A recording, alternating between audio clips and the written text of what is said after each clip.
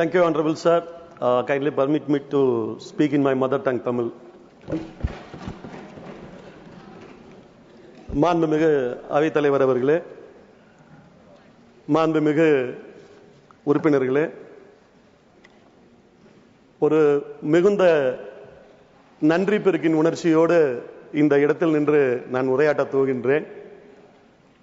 நன்றி உணர்ச்சி என்று நான் குறிப்பிடுவது எங்கள் கழகத்தின் தலைவர் மாண்புமிகு தமிழக முதல்வர் மீதும் மாண்புமிகு தமிழ்நாட்டினுடைய முதலமைச்சர் மீதுமான நன்றி உணர்ச்சி. அவர்கள்தான் என்னை இந்த அவைக்கு அனுப்பி வைத்தார்கள். இடைத்தேர்தலில் நான் தேர்ந்தெடுக்கப்பட்டதாக நீங்கள் பேசும்போது குறிப்பிட்டீர்கள். உண்மைதான், நான் பணியாற்றிய காலம் குறுகிய காலமாக இருந்தாலும் கூட எனக்கு கிடைத்த அனுபவங்களும் வாய்ப்புகளும் மிக மிக அதிகம். அதைவிட இங்கு அனைவரிடமும் நான் பெற்ற அன்பு மிக மிக அதிகம்.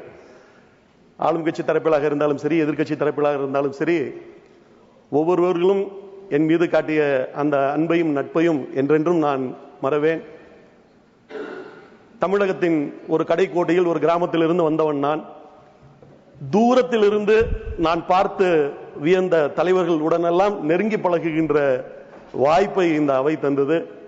அதையும் விட இன்னும் சொல்ல போனால் அரசியலையும் சரி, அரசாங்க நடைமுறைகளையும் சரி, தேசிய அளவில் ஒரு பரந்துபட்ட பார்வையோடு எப்படி அணுகுவது என்கின்ற அந்த அனுபவத்தை இந்த அவைதான் எனக்கு அளித்தது.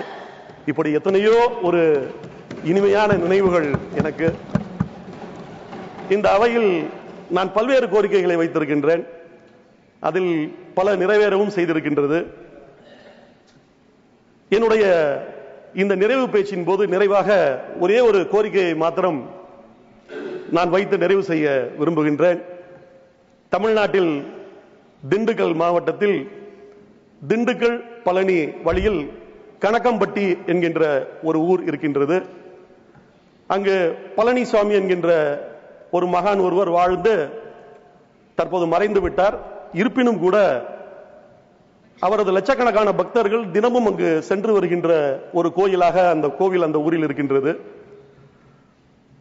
அந்த ஊரின் வழியாக இருப்பு பாதை செல்கிறது, ரயில்வே லைன் செல்கிறது.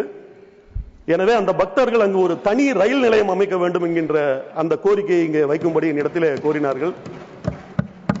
வருமான வாய்ப்பும் இருக்கக்கூடிய இடமாக இருப்பதால் அந்த கோவிலுக்கென்று தனியாக ஒரு ரயில் நிலையத்தை இங்கு அமைத்து தர வேண்டும் என்கின்ற அந்த கோரிக்கையை நிறைவாக நான் இங்கே வைத்து எம்பி என்கின்ற பொறுப்பிலிருந்து இன்றைக்கு நான் விடைபெற்றாலும் கூட சமூக நீதிக்கான திராவிட இயக்கத்தினுடைய அந்த கொள்கைகளுக்காக என்னுடைய குரல் என்றென்றும் தொடரும் என்று கூறி வாய்ப்புக்கு நன்றி கூறி விடைபெறுகிறேன். நன்றி, நன்றி, நன்றி. Thank you. Sri N. Chandras